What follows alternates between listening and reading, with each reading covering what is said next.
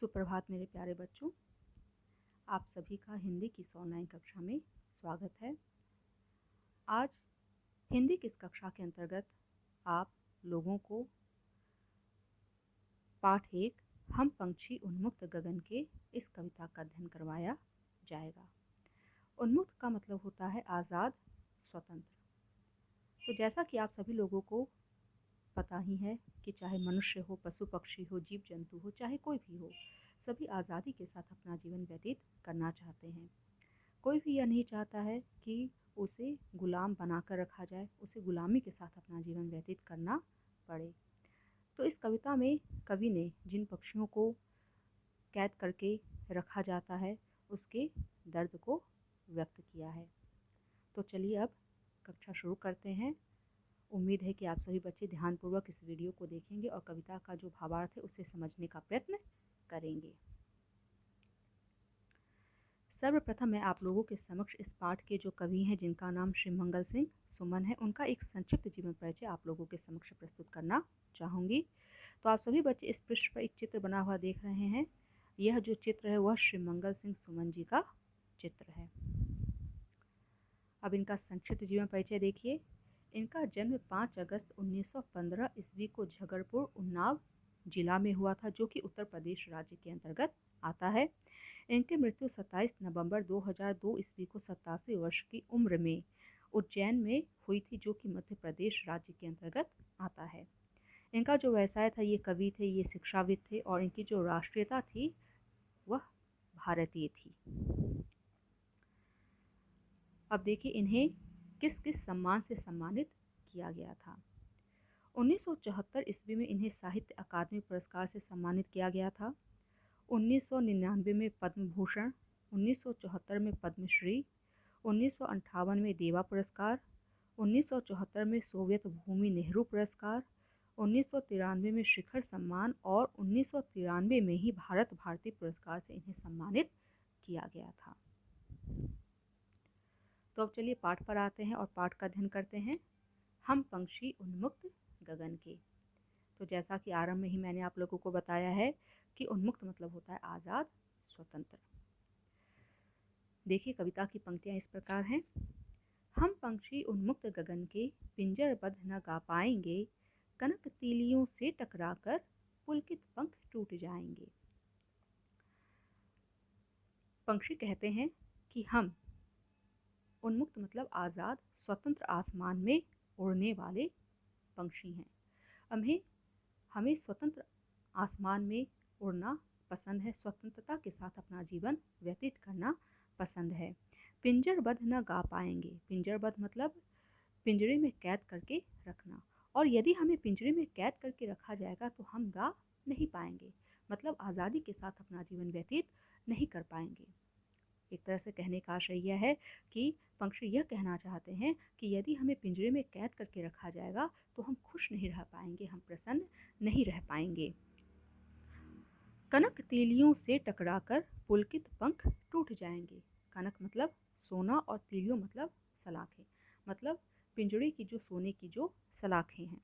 तो पंक्षी यह कहते हैं कि पिंजरे की सोने की सलाखों से टकराकर हमारे पुलकित, पुलकित मतलब रोमांच या हर्ष से भरे हुए जो पंख हैं, मतलब हमारे जो पंख उड़ने के लिए व्याकुल हैं, वह क्या होंगे, वह पिंजरे की सोने की तीलियों से टकराकर टूट जाएंगे। मतलब हम कभी भी आज़ादी के साथ, स्वतंत्रता के साथ अपना जीवन व्यतीत नहीं कर पाएंगे।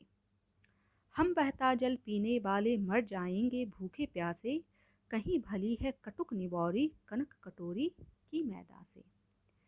पंक्षी आगे कहते हैं, हम बहता जल पीने वाले, हमें आज़ादी के साथ, स्वतंत्रता के साथ अपना जीवन जीना पसंद है, प्रकृति के बीच में रहकर अपना जीवन जीना पसंद है, और उस प्रकृति के बीच में रहकर हमें बहती हुई नदियों का जल पीना ही पसंद है।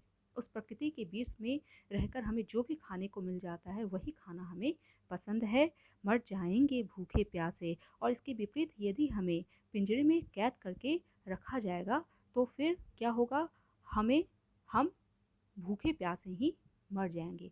मतलब कहने का आशय यह है कि पंछियों को प्रकृति के बीच में रहकर बहती हुई नदियों का जल पीना, प्रकृति के बीच में रहकर जो भी खाने पीने का जो भी सामान है या फिर जो भी वस्तुएं हैं वह उन्हें खाने को मिलता है, वही उन्हें खाना पसंद है। इसके विपरीत जब उन्हें पिंजरे में कैद करके रखा जाएगा तो उन्हें वह खाना और पीना पसंद नहीं आएगा, और इसके विपरीत वह पिंजरे में कैद रहकर खाने और पीने की अपेक्षा मर जाना ही पसंद करेंगे। मतलब कहने का आशय यह है कि पंछी जो हैं वह आज़ादी के साथ अपना जीवन व्यतीत करना चाहते हैं, और यदि उन्हें आज़ादी नहीं मिलेगी, यदि उन्हें पिंजरे में कैद करके रखा जाएगा तो वे इस गुलामी के जीवन जीने से अच्छा मर जाना पसंद करेंगे। गुलामी का जीवन जीने से अच्छा वे क्या करेंगे, मर जाना ही पसंद करेंगे। कहीं भली है कटुक निवारी कनक कटोरी की मैदा से। और पंछी आगे क्या कहते हैं कि कनक कटोरी मतलब सोने की कटोरी की मैदा। मैदा मतलब होता है एक तरह से अन्न के जो दाने हैं या फिर जो भी अनाज है। वैसे तो सामान्य अर्थ में मैदा आप लोगों ने देखा ही होगा कि वो सफ़ेद रंग का होता है, जो कि गेहूं को जो बहुत ही बारीक पीसा जाता है तब वह मैदा बनता है। लेकिन जो पंछी है, पंछी क्या कहते हैं कि सोने की कटोरी में मिलने वाले अनाज से कहीं ज़्यादा अच्छा हमें कड़वे नीम का फल खाना पसंद है ना। मतलब पंछी यह कहना चाहते हैं कि हमें आज़ादी के साथ उड़कर मिलने वाला जो भी भोजन है या फिर जो भी खाने पीने का जो भी सामान है वो हमें आज़ादी के साथ रहकर ही खाना पसंद है।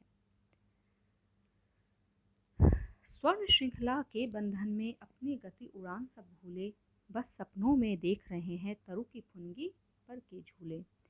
पंछी आगे क्या कहते हैं कि स्वर्ण श्रृंखला मतलब सोना, और श्रृंखला मतलब जो बेड़ियां हैं, सोने की बेड़ियों के बंधन में बंध कर अपनी गति उड़ान सब भूले। हम अपनी उड़ने की गति और उड़ना सब कुछ भूल गए हैं। मतलब पिंजरे में कैद रहकर हम ये भूल गए हैं कि हम किस प्रकार उड़ते थे और हमारे उड़ने की क्या गति, हम किस गति से उड़ सकते थे। बस सपनों में देख रहे हैं तरु की फुनगी पर के झूले। तरु मतलब वृक्ष और फुनगी मतलब वृक्ष की जो सबसे ऊपर की जो शाखाएं होती हैं। तो पंछी यह कह रहे हैं कि अब हम केवल सपनों में ही यह देख सकते हैं कि हम वृक्ष की सबसे ऊपर की जो शाखाएं हैं उस पर बैठकर झूला झूल रहे हैं। मतलब पंछियों की यह अरमान है, पंछियों की यह इच्छा है कि वे क्या करें कि वे स्वतंत्रता के साथ उड़ सके, स्वतंत्र आसमान में उड़ान भर सके और वृक्ष की जो सबसे ऊपर की जो शाखाएं हैं उस पर बैठकर वे क्या कर सके, झूला झूल सके। लेकिन पिंजरे में कैद रहने के कारण वे क्या हैं, वे अपने उड़ने की गति, अपना उड़ान सब कुछ भूल चुके हैं, और उनके लिए वृक्ष की सबसे ऊपर की शाखाओं पर बैठकर झूला झूलना उनके लिए केवल सपना बनकर रह गया है। ऐसे थे अरमान की उड़ते नील गगन की सीमा पाने, लाल किरण सी चोंच खोल चुगते तारक अनार के दाने। पंछी आगे अपनी इच्छा, अरमान मतलब इच्छा, अपनी इच्छा को व्यक्त करते हुए कहते हैं कि हमारे यह अरमान थे, हमारी यह इच्छा थी कि हम नील गगन, नील मतलब नीला, गगन मतलब आसमान, नीले आसमान की सीमा को पाने के लिए उड़ान भरते। तो जैसा कि आप लोगों को पता ही है कि आसमान की कोई भी सीमा नहीं होती है, आसमान कभी कहीं भी समाप्त नहीं होता है। तो लेकिन पंछियों की यह इच्छा है, पंछियों की यह अरमान है कि वे नीले आसमान की सीमा को प्राप्त करने के लिए उड़ान भरते, लाल किरण सी चोंच खोल चुगते तारक अनार के दाने, और अपनी लाल किरणों के समान चोंच को खोलकर तारे रूपी अनार के दानों को चुगते। मतलब कहने का आशय यह है कि जो पंछियों की जो चोंच है वह क्या है, वह लाल रंग की है। जैसे सूरज की जो किरणें होती हैं वो क्या होती है, वह लाल रंग की होती है। उन्हीं सूरज की लाल किरणों के समान पंछियों की चोंच है, और आसमान में पंछियों को जो तारे हैं वह क्या लगते हैं, वह अनार के दानों के समान प्रतीत होते हैं। तो पंछियों की यह इच्छा है कि वे अपनी लाल किरणों के समान चोंच को खोलकर तारे रूपी अनार के दानों को चुग सकते, खा सकते। होती सीमाहीन क्षितिज से इन पंखों की होड़ा होड़ी, या तो क्षितिज मिलन बन जाता या तनती सांसों की डोरी। पंछी आगे कहते हैं कि हमारी यह भी इच्छा थी कि सीमाहीन, सीमाहीन मतलब होता है जिसका कोई भी अंत न हो, जहाँ कोई भी सीमा समाप्त न हो। क्षितिज मतलब जहाँ आसमान और धरती एक साथ मिलते हुए प्रतीत होते हैं उसे क्षितिज के नाम से जाना जाता है। और होड़ा होड़ी मतलब प्रतिस्पर्धा। तो पक्षी यह कहते हैं कि हम अपने पंखों की प्रतिस्पर्धा किसके साथ करते, उस सीमाहीन क्षितिज को प्राप्त करने के लिए करते। मतलब पंक्षियों के यह अरमान है कि वे उस सीमाहीन क्षितिज को प्राप्त करने के लिए उड़ान भरते। पंक्षी यह देखना चाहते हैं कि क्या उनके पंखों में इतनी ताकत है कि वे उस सीमाहीन क्षितिज को प्राप्त करने के लिए उड़ान भर सकते हैं। या तो क्षितिज मिलन बन जाता या तंती सांसों की डोरी, और उस उड़ान में, है ना, या तो क्षितिज मिलन बन जाता या तो उन्हें उस क्षितिज की प्राप्ति हो जाती। मिलन बन जाता मतलब प्राप्ति हो जाना। या तो उन्हें उस क्षितिज की प्राप्ति हो जाती या फिर तंती सांसों की डोरी, या फिर उनकी मृत्यु हो जाती। नीड़ न दो चाहे टहनी का, आश्रय छिन्न भिन्न कर डालो, लेकिन पंख दिए हैं तो आकुल उड़ान में विघ्न न डालो। पंक्षी अंत में कहते हैं कि नीड़ मतलब घोंसला।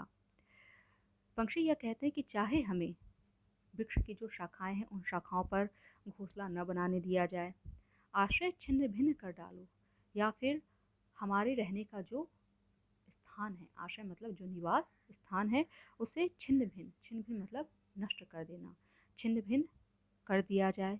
लेकिन पंख दिए हैं तो आकुल उड़ान में विघ्न न डालो। लेकिन ईश्वर ने यदि हमें उड़ने के लिए पंख दिए हैं तो फिर मनुष्य हमें पिंजरे में कैद करके क्यों रखना चाहता है ना।